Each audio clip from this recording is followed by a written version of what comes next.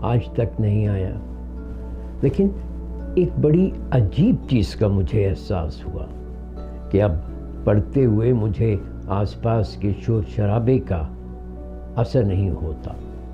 وہی کتابیں جو میں پہلے چند دنوں میں ختم کرتا تھا اب وہ چند گھنٹوں میں ختم کر لیتا تھا، اور میری یادداشت پہلے کی نسبت بہت بہتر ہو گئی۔ تو اب بھی میرا معمول ہے کہ جب بھی میری سوچیں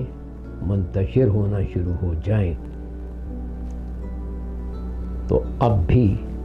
جب اوپر سے آواز آتی ہے پلٹ تیرا دھیان کدھر ہے، تو مجھے لگتا ہے کہ میری کنسنٹریشن کی قوت ختم ہو رہی ہے، تو میں کچھ دنوں کے لیے یہ ایکسرسائزز کر لیتا ہوں۔ ان میں نفسیات کے ماہرین کا کہنا ہے کہ جب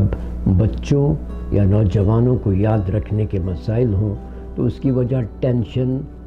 گھبراہٹ، اداسی یا دھیان کی کمی کی بیماری ہوتی ہے۔